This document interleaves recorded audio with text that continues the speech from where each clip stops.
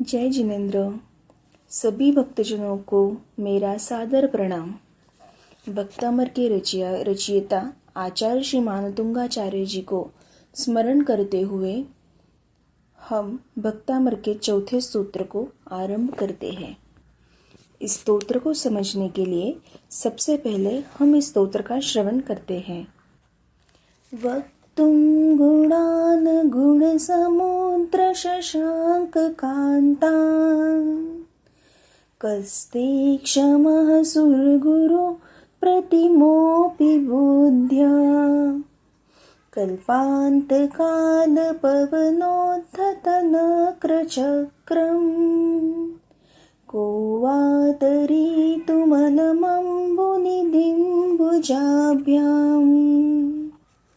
भक्तामर के इस चौथे स्तोत्र का यंत्र जो यहाँ आपको स्क्रीन पर दिख रहा है, उस यंत्र को जलजंतु अभय प्रदायक यंत्र कहा जाता है। इस यंत्र को पूजने के लिए मंत्र बताया गया है। ओम ह्रीम अर्हम नमो सव्वेहि जिनाणम। मैं फिर से बताती हूँ। ओम ह्रीम अर्हम नमो सव्वेहि जिनाणम। आप इसे यहाँ स्क्रीन पर देख सकते हैं। इस यंत्र का एक महत्वपूर्ण गुण है कि अगर किसी को जल से धोखा बताया हुआ होता है या किसी को पानी से दूर रहने के लिए बोला गया होता है, तो उससे हम बचने के लिए इस यंत्र को यदि विधिवत पूजते हैं तो हमें निश्चित ही रूप से हम वो घटना से हमेशा हमेशा बच सकते हैं। तो समझते हैं सबसे पहले इसके गुण क्या बताए गए हुए हैं। इस यंत्र को पास में रखकर इस चौथे काव्य रिद्धि तथा मंत्र द्वारा 21 कंकरियों को लेकर प्रत्येक कंकरी 7 बार मंत्र कर जल में डालने से मछलियाँ तथा जल जंतु जाल में नहीं फंसते। मंत्र आराधक, जो भी इसके मंत्र आराधक हैं, वो जल में नहीं डूबते और तेज बहाव वाले पानी से भी बच निकलते हैं। मतलब अगर किसी को पानी से धोखा बताया गया हुआ है तो वो इस मंत्र को बताए गए हुए विधि से पूजते हैं तो वो निश्चित ही रूप से उससे दूर रहेंगे, उस धोखे से। अब समझते हैं इसकी विधि।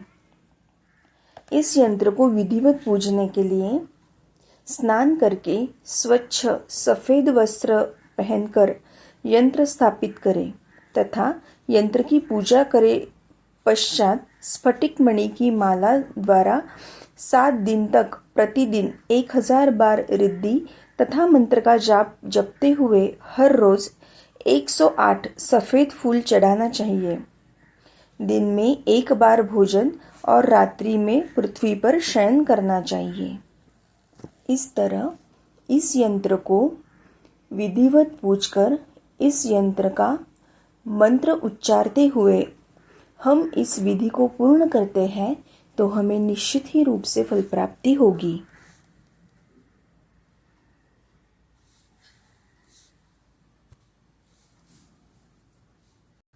अब समझते हैं इस स्तोत्र का भावार्थ क्या है। हे गुणनिधे, आप गुणों से परिपूर्ण हुए हैं। आपके अनंत गुण चंद्रमा के तुल्य निर्मल हैं। उनका वर्णन करने में बहुस्मृति जैसा बुद्धिमान सुरगुरु भी समर्थ नहीं है। तब फिर किसकी शक्ति है जो आपको संपूर्ण गुणों का वर्णन कर सके?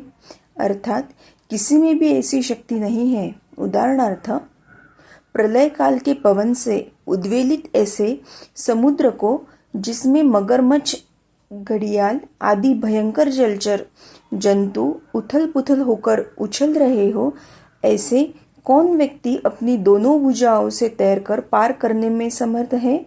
अर्थात कोई भी नहीं। ये है इसका अर्थ। अगर इस स्तोत्र को आप और विस्तारित रूप से समझना चाहते हैं तो यहाँ आपको स्क्रीन पे जो कलश रूपी चित्र में जो कथा बताई गई हुई है उसे आप पढ़ेंगे तो आप उसे और विस्तारित रूप से समझ पाएंगे। आशा है आपको इस स्तोत्र का महत्व समझ गए होंगे। अगर आपको कुछ भी शंका हो या कुछ समझने में दिक्कत आ रही है तो हमें ज़रूर कमेंट करके बताएं। हम आपकी दुविधा का समाधान करने का प्रयास ज़रूर करेंगे। जय जिनेंद्र।